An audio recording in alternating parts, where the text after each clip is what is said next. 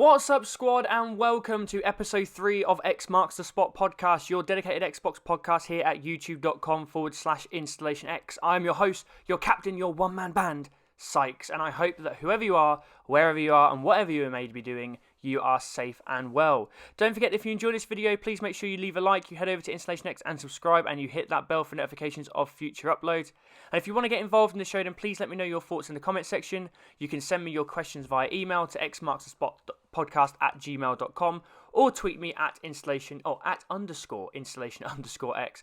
The best questions will be added to the show. I hope you are well, squad. I hope you've had a good week. I've had a good week because the Ships of Fortune update for Sea of Thieves has dropped, and it was awesome. I love it. It's so good. Which brings me into a couple of housekeeping things.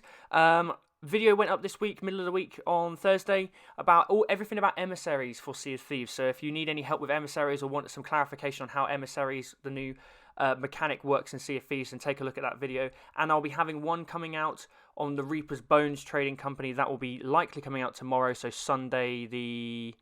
what's the date today? Sunday the 26th. So keep an eye out for that. It's been really, really good, and credit to Rare. It's been absolutely fantastic so far. And we have a ton of news again. There's lots of news this week. Before we get there, remember, calling all crewmates. If you want to help or get people to help you out on Xbox Live, you need some friends, some crewmates, squad to help you with certain games, and you can send me your gamer tag either at _installation_x on Twitter or at xmarksthespotpodcast@gmail.com. Get that on the show if you need any help getting a crew together for certain games. Let me know a description of the people you're looking for and a description of the games you play, and I can read that out on the show if you need to find some people. Right, we're going to go straight into an Xbox treasure chest of news. Item number 1, and the big item. Halo Infinite campaign rumour suggests a campaign like never before. A fresh leak has sprung up on 4chan, and this one is super interesting. So I'm going to read through the whole thing, and then we're going to pick it apart, because although I love speculating about stuff, I always take it with a pinch of salt, and I'm always a little sceptical. But we're going to go through it. So the information is here. There will be 25 main missions, totaling for a 20-hour campaign, with 35 side missions for additional 15 hours, totaling 35 hours of campaign-based content, not including collectibles, Easter eggs, or other hidden goods. Skulls return and are holdable, much like it was in Halo 3. 25 main missions all feature Chief as the playable character. Side missions are unlocked when beating a main mission and feature a different playable character as they take place concurrently with the mission that unlocked them. Each main mission can unlock anywhere from 0 to 3 side missions. All missions, main and side, will be launchable from the main menu at any time after unlocking them, so you don't have to worry about missing a side mission if you journey ahead.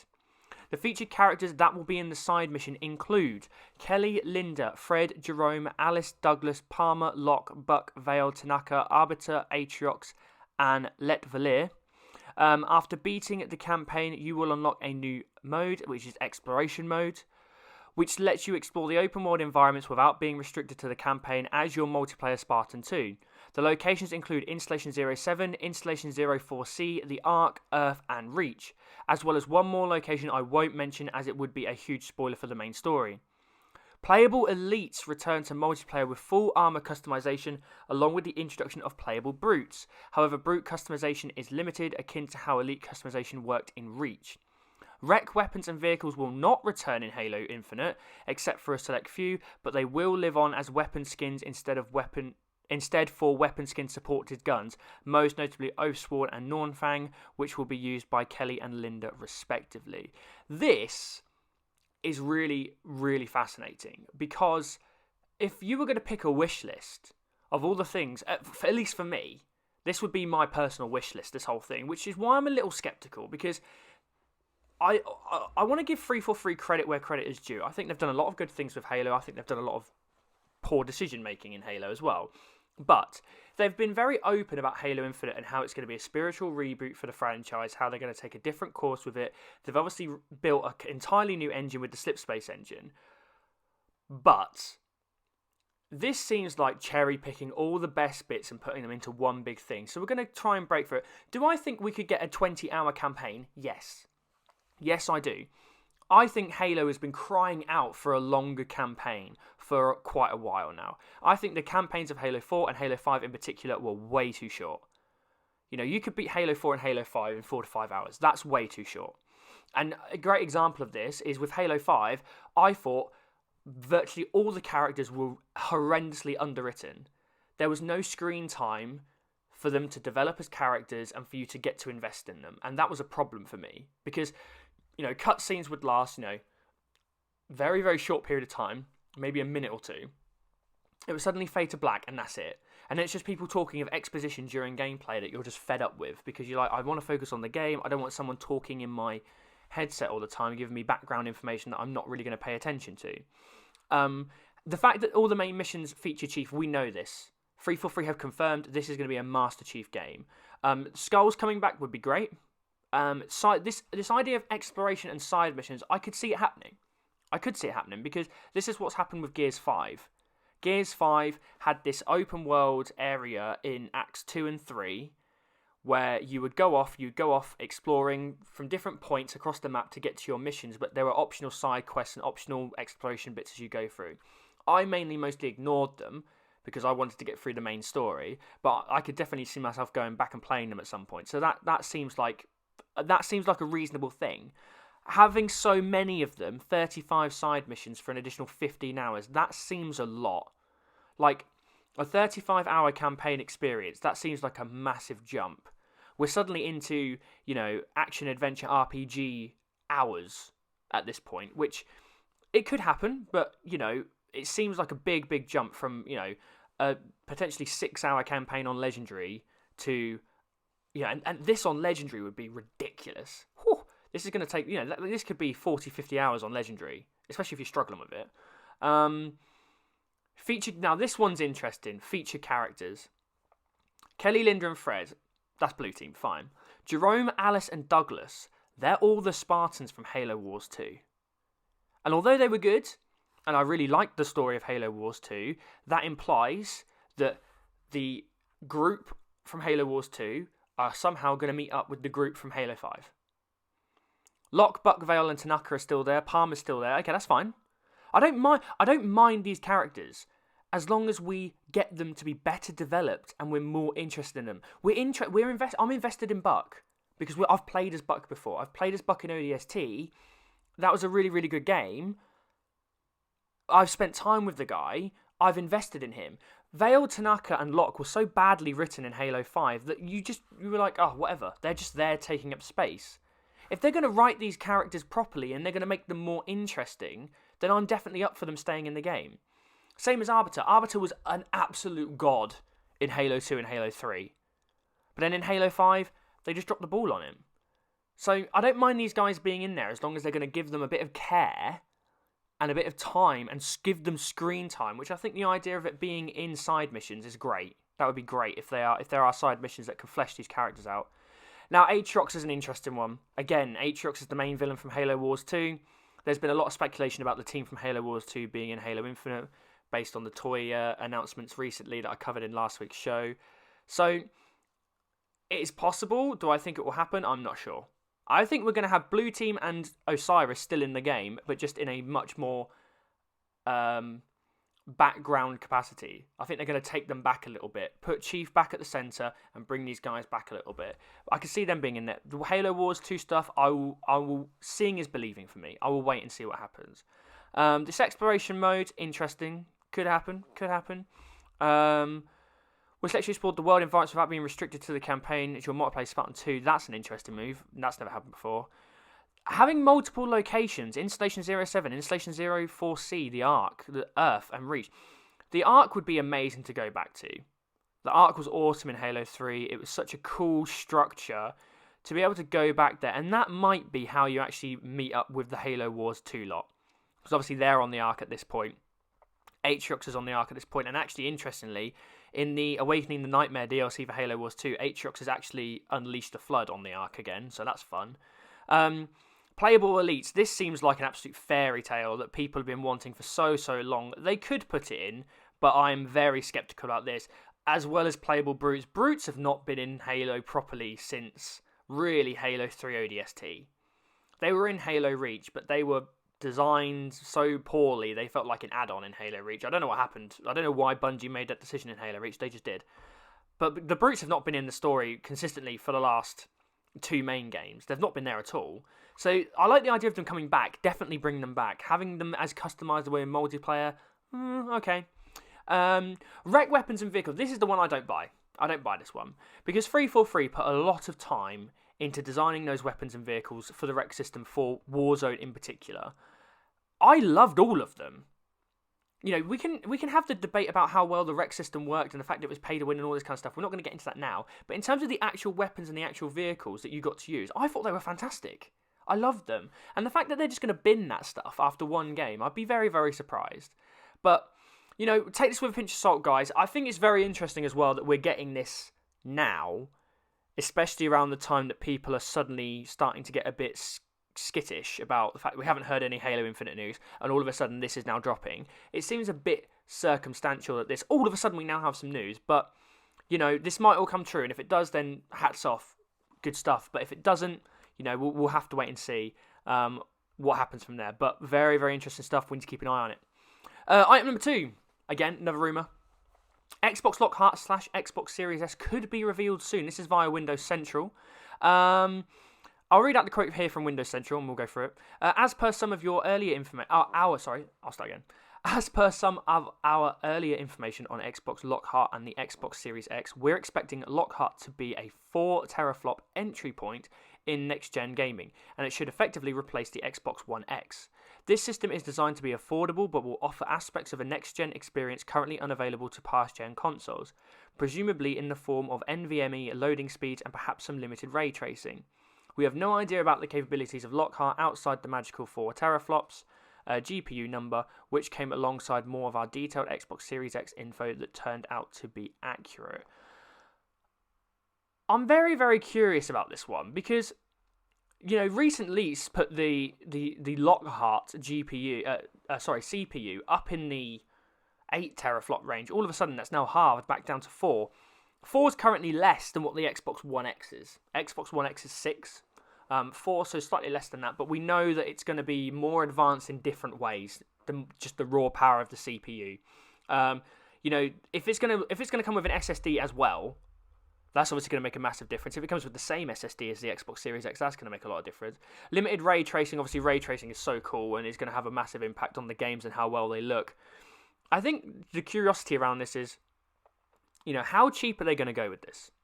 This is meant to be the cheap entry point. You know, Phil Spencer often talked about with the Xbox One X, that the Xbox One X was a premium console for the gamer that wants the premium gaming experience. And he used that word premium all the time, insinuating it's going to cost you because it's the best.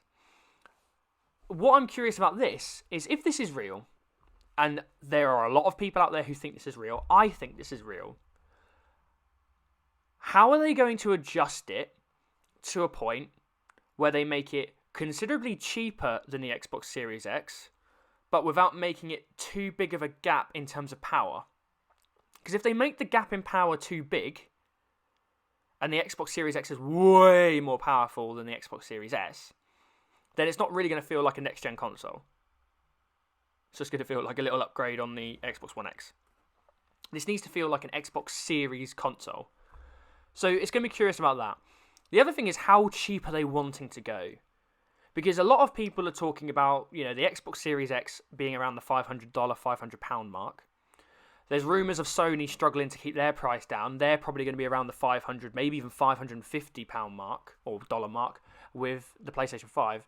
It depends on how much they're going to try and undercut Sony with this. Because what they could eventually do is they could bookend Sony with the PlayStation 5. They could have the most powerful console and the cheapest console. There just happen to be two different consoles. So I think that's the curiosity bit here, is how Microsoft see this fitting into a gap within the market. They obviously think it's got space for it. They wouldn't be designing this box if it wasn't there. They obviously feel that there is a niche for it. But I feel that it has to still be close to the Xbox Series X in some way.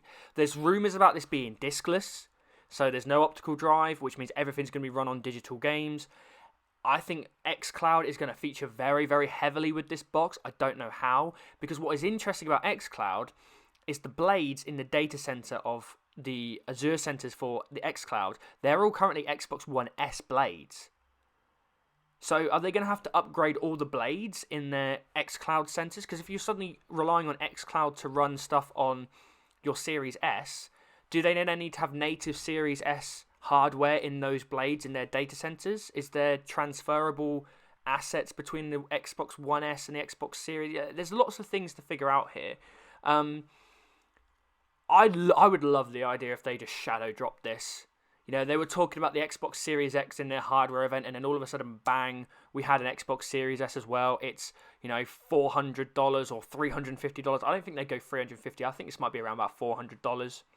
They could surprise us, and they'd be like, bang, here you go. And I think if you're a core gamer like me, this is not my console. My console is the Xbox One X. When I go into this generation, I want the Xbox One X with a 4K monitor, and I want everything looking incredibly amazing. I'm planning to invest in that hardware. It's not just for myself, but for the channel as well when it eventually launches.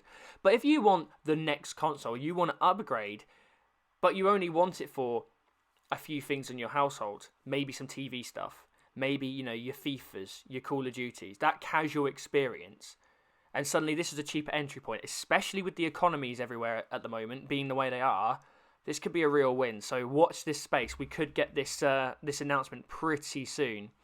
Item number 3, Xbox Series X game reveals won't be too much of a wait, according to Phil Spencer. There's a short one here, but I just wanted to let everyone know. Phil Spencer was responding to a question on Twitter. The question itself was, hi at Xbox P3, which is Phil Spencer's tag on Twitter. How are you feeling about the eventual reveals of new games and new info on the Series X later this year? How is planning going? There are definitely a lot of hungry fans out there. To which Phil Spencer replied, reviewed plans yesterday for continued sharing through launch. Team is doing great work and adapting. I've been more excited about Xbox plans. We've heard you. You want transparency/authenticity. We plan to keep showing that way. Next step is not too much of a wait.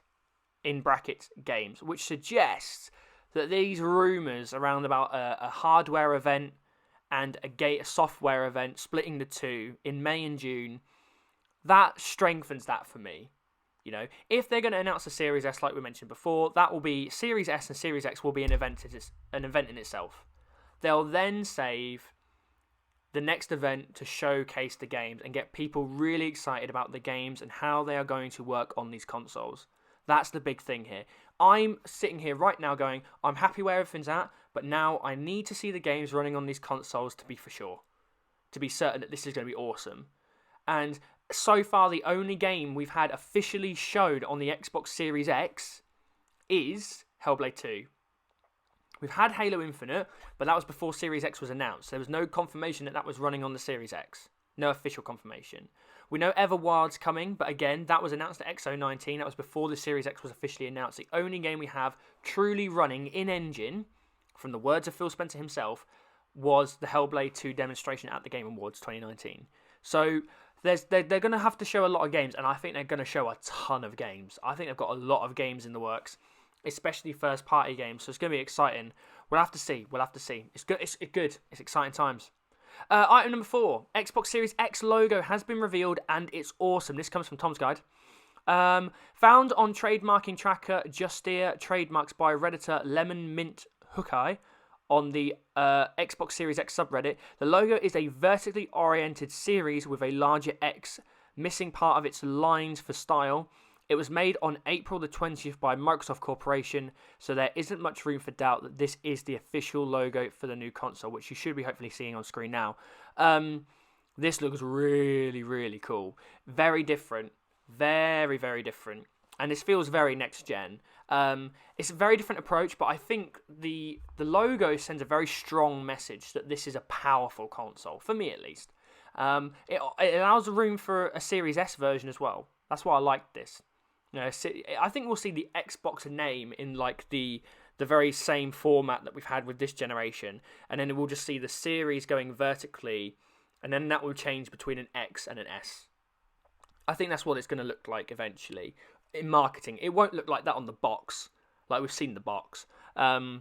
But this feels very, very cool, and I like it. I do like it. Some people might be a bit turned off by it, but I'm really down for this. So we now have official confirmation of the Xbox Series X logo, seemingly. We haven't seen it come from Microsoft themselves yet, but all the pieces of the puzzle are starting to come together. Item number 5. Xbox Series X is a beast compared to PlayStation 5, according to ex-PlayStation developer. This is via TechRadar. Former PlayStation developer Chris Granell has weighed in on a debate between Xbox Series X versus PlayStation 5. Granell has spent almost 14 years at the now defunct studio Liverpool. Granell also spent time at Guerrilla Games, the developer behind the PlayStation 4 exclusive Horizon Zero Dawn. Granell recently opened up for further on the subject during an RDX podcast episode, and I'm going to read out the quote. PlayStation 5 is not a bad console. It's an absolute beast of a piece of hardware, but it's just a piece of hardware which is slower on numerous kind of paths than what Microsoft have put together. I think Sony has kind of rested on its laurels a little bit. They've got this massive market share and lead, and they've done a kind of PlayStation 3, is what I've been hearing. It's not that bad in terms of hardware and complications and things like that, but just a little bit of they didn't really kind of appreciate what Xbox were going to try and do in terms of this power narrative. He also went on to suggest that Sony was possibly caught off guard by Series X specs. If you look at the throughput and ray tracing capability of the Xbox Series X, then you start to understand why developers would be saying it's kind of staggering. So you've got the math, then you start looking at the real-time ray tracing capability, and that's where Sony have been caught off guard. Again, pinch of salt stuff. A lot of developers are coming out saying lots of different things. This is the one I picked up. I'm pretty sure more people have come out, but there's so many that it's not worth covering all of them. This one was just interesting because it went a bit more in depth, and it seems to be that some developers are now starting to pick the sides. They're leaning PlayStation, they're leaning Xbox Series X. That's fine. I think the biggest thing when we're comparing the two, and I've always said this, we're never really going to know which one is better than the other until we have third-party games running side by side. Because Xbox game studios are going to fully optimize for this Series X. Sony's first-party studios are going to completely optimize for the PlayStation 5. Those games are going to be incredible on both consoles. The question is which games are going to look better in terms of third-party games. That's the real question here. That's what we should be comparing. And until we see those side-by-side comparisons, we're not really going to know. Phil Spencer said that he was very confident in the choices and decisions that they've made of the Xbox Series X. And he said that for a reason. Phil Spencer's been very open and very transparent as much as he can be without obviously giving everything away. They still have to hold things back so they can, surprise people and keep people hyped. But he said he was confident for a reason. And I think the whole team at Xbox are confident for a reason. Not overconfident. I don't get a sense of overconfidence. I get a sense of, you know what, we've made some good decisions here. They could pay off big for us. They've taken two very different paths, to be fair to them. Xbox Series X is focusing very, very heavily on the raw power of the CPU and the GPU and pushing that to the limit. Whereas Sony seem to be leaning more towards their custom SSD and the speed of the console. Now, I'm not a big tech wizard, but they're two very different consoles, I think. Which one of those decisions is going to come out on top, we'll have to wait and see. But it's curious that we're now starting to get a bit more information from developers who haven't got a vested interest necessarily in Microsoft, who haven't got a vested interest necessarily in Sony, and now we're starting to get a bit more of the nitty gritty details, which is exciting to have. And leading in, item number 6, Gears 5 developer talks about the serious speed of Xbox Series X. This is from Windows Central. Speaking to Windows Central, the Coalition's Mike Rayner lifts the lid on loading times of Gears 5 on the Xbox Series X, and I'm going to read the direct quote again. This one's a bit more tech heavy, so I'll try and slow this one down a little bit. We have come to expect generational leaps in CPU, GPU, and memory performance with each generation. Series X more than delivers against these expectations. As a game developer, one of the most exciting improvements that far exceeds expectations is the massive I/O improvements on Xbox Series X. In the current generation, as fidelity and size of worlds increased, we have seen download times and install sizes grow and increasing runtime I/O demands, which have made it challenging to maintain load times, expectations, and meet world streaming demands without detail loss. The Xbox Series X has been holistically designed to directly address this challenge. With the Xbox Series X out of the gate, we reduced our load times by more than 4 times without any code changes. With the new direct storage APIs and new hardware decompression, we can further improve I/O performance and reduce CPU overhead, both of which are essential to achieve fast loading. As we look to the future, the Xbox Series X sampler feedback for streaming, or SFS, is a game changer for how we think about world streaming and visual level of detail. We will be exploring how we can use it in future titles to both increase the texture detail in our games beyond what we can fit into memory, as well as reduce load times further by increasing on-demand loading to just before we need it, instead of preloading everything up front, so we would use more traditional level loading approach. That's quite detailed there. Obviously, I'll leave all the links from all my sources in the description below if you want to check it out a bit more. But the staggering thing about this is the line of, with the Xbox Series X out of the gate, we reduced our load times by more than 4 times without any code changes. That is raw power, folks. That's not been programmed. That's not been designed that way. That is just the raw power of the box, and that sounds awesome. You know, and to be fair, I think of all the games that I've played, especially in the last 12 months, I don't think Gears 5 took that long to load. I thought Gears 5 was pretty solid. Slashing that load time to just a quarter now, that is quick. That is quick. And I guess this again supports the idea of, you know, a lot of people have been talking about, the PlayStation 5 is clearly going to be faster than the Xbox Series X in terms of load times. Even the Xbox Series X is going to run, twice as slow as the PlayStation 5. This might suggest now that actually I think the PlayStation 5 might be faster. It looks that way. Based on everything that I've read, everything that I've listened to, it looks like the PlayStation 5 is going to be slightly faster in terms of load times. But it looks like it might not be that much faster. We'll have to wait and see. So that is all your Xbox treasure chest of news items this week, guys. I'll leave all the links for all of the sources and articles in the description below, as always. We're going to move into Game Pass gems now. Now, there's not actually that much this week, but the one thing we do have is a big one, and that is that Red Dead Redemption 2 is coming to Xbox Game Pass. That's right, squad, a game so big it requires its own section of the whole of Game Pass gems. It is coming on May the 7th to Xbox Game Pass for console. Winner of over 175 Game of the Year awards and recipient of over 250 perfect scores, Red Dead Redemption 2 is an epic tale of honour and loyalty at the dawn of the modern age. America 1899, Arthur Morgan and the Vandalin gang are outlaws on the run, with federal agents and the best bounty hunters in the nation massing on their heels. The gang must rob, steal and fight their way across the rugged heartland of America to survive, as deepening internal divisions threaten to tear the gang apart. Arthur must make a choice between his own ideals and loyalty to the gang who raised him. Now featuring additional story mode content and a fully featured photo mode, Red Dead Redemption 2 also includes free access to the shared living world of Red Dead Online, where players take on an array of roles to carve their own unique path on the frontier as they track wanted criminals as a bounty hunter, create a business as a trader, unearth exotic treasures as a collector, or run an underground distillery as a moonshiner, and much more. This is awesome. This game is phenomenal. I've played Red Dead Redemption 2. I got it day one when it came out. I've not really dabbled much around in Red Dead Online. It's mainly story for me, and the story was absolutely incredible. It is one of my favourite games of all time. So this is fantastic. This is a great get for Xbox. The only thing, though, is it's a direct trade. So as Red Dead Redemption 2 comes in, GTA 5 is going to leave. So if you haven't played GTA 5 yet, somehow, like me, I've played it now, but I hadn't played it up to this point, and you still want to play it on Game Pass, then you need to get it done before it leaves on May 7th. So as GTA 5 leaves, we're going to get Red Dead Redemption 2. And it's also good to see a relationship building between, Microsoft and Rockstar here. The fact that these are big games. Now, okay, GTA 5 has come in, this year? Or was it back end of last year? I can't remember off the top of my head now. About 6 years after it was released. Red Dead Redemption 2 was only released in the fall of 2018. This is 18 months after the game's come out.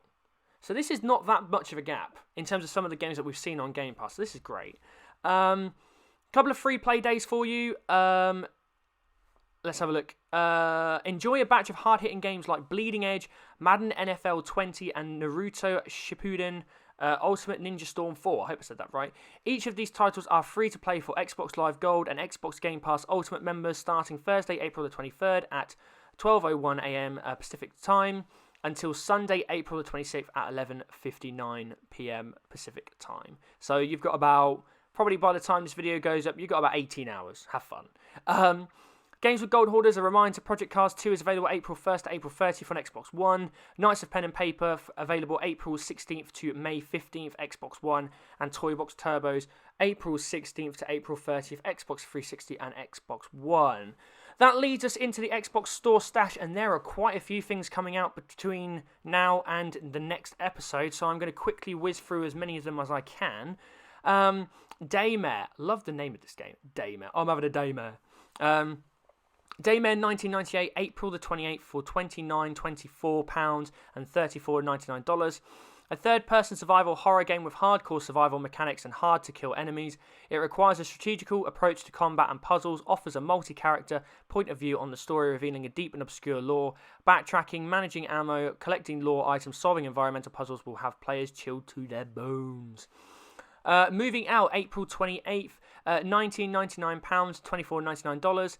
Xbox One X Enhanced. Are you ready for an exciting career in furniture? As a newly certified furniture arrangement and relocation technician, you'll take on moving jobs all across the town of Packmore. Like that name. Smooth Moves may not be the biggest moving company, but there's no task too dangerous or strange for this busy team of go-getters. Grow your business to brave new heights, recruit colourful, customisable characters, and save your town from furniture peril. SnowRunner, April 28th, £44.99 and $49.99. Xbox One X Enhanced. SnowRunner puts you in the driver's seat of powerful vehicles as you conquer extreme open environments with the most advanced terrain simulation ever. Drive 40 vehicles from brands such as Ford, Chevrolet, and Freightliner as you leave your mark on untamed open world. Overcome mud, torrential water, snow, frozen lakes while taking on perilous contracts and missions. The Inner Friend, April 28th, £11.24 and $13.49. Xbox One X Enhanced. Led by a mysterious shadow, dive into a unique, eerie world to relive its childhood memories and overcome them to restore what was once a safe haven. Journey ever deeper through the subconscious to unravel a rich but wordless story and encounter gruesome beings that you must evade. Dark and scary and mysterious at times, the world of the Inner Friend is a surrealist representation of memories and fears. That sounds really cool. Active Neurons, April 29th, £335, $399. Xbox One X Enhanced. A game that trains the player to spatial logical thinking by controlling the power of thought, where you must charge the neurons. The more neurons are charged, the healthier the brain becomes. The healthier the brain becomes, the more of a fully fledged life the person will live. It may seem straightforward, but it won't be as simple as it seems. To choose the direction of movement, the power of thought should be at rest, so it is important for you to correctly use the obstacles presented on every level. This is a puzzler. It looks interesting, actually. Crawlers and Brawlers, April 29th, £669 and $7.99. Xbox Play Anywhere. Go on a fantastic adventure of killing enemies, grabbing loot, and defeating powerful bosses with 3 different classes in this classic 8-bit inspired RPG. Crawl dungeons with your friends in local split screen or online co-op and brawl online with up to 16 players. Dread Nautical, April 29th, $19.99. I couldn't find a pounds price for this one, unfortunately. I don't know why. Xbox One X Enhanced. Your cruise was so relaxing until the monsters from another dimension showed up to kill everyone. A tactical turn-based RPG with roguelike elements, Dread Nautical combines immersive gameplay with a cartoonish yet captivating eerie tone. Supernatural forces have overwhelmed a cruise liner called Hope with mysterious malevolent monstrosities.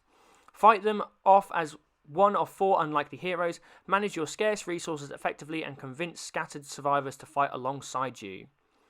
Shred 2, featuring Sam Pilgram, April 29th, $9.99 and $11.99. Ride as mountain bike legend Sam Pilgram and use the advanced trick system to bust out ridiculous combos across more than 40 handcrafted levels. Created out of passion by a solo developer, Shred 2 is the most authentic MTB gaming experience available. Starcrossed, April 29th, £8.39 and $9.99. An action arcade game with a magical aesthetic and a cooperative twist. Join a cast of 5 spacefaring heroes as they travel across the stars, working together to strengthen their bond and defeat a looming evil that threatens the Nova Galaxy. It's time to team up, get sparkly, and take out the bad guys. Big one here, Call of Duty Modern Warfare 2 Campaign Remastered, April 30th, £19.99 and $19.99. Xbox One X Enhanced. Pre-order now and instantly get the UDT Classic Ghost Bundle available for use in Call of Duty Modern Warfare, including Warzone. Relive the epic single-player campaign from the 2009 blockbuster Call of Duty Modern Warfare 2, remastered for a new generation in true high definition with improved textures, animations, physically based rendering, high dynamic range lighting, and much more. Antigravitor, May 1st, £16.74 and $19.99. A sleek new take on the anti-gravity racing genre. Use traps, power-ups and boosts to overtake your opponents and dominate the track in single-player or multiplayer mode with no speed limiting holding you back. Antigravitor delivers the fastest racing experience of the future.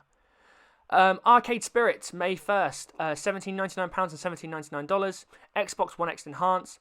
What if the 1983 video game marketing crash never happened? Set in 20XX, Arcade Spirits is a visual novel romantic comedy within an alternate history where arcades still reign supreme as the ultimate place to play. After a period of turbulent employment, your character starts an exciting new job at the Funplex, a popular local arcade with a team of staff that are as eccentric as the customers. Miden Tower, May 1st, £12.49 and $14.99, Xbox Play Anywhere.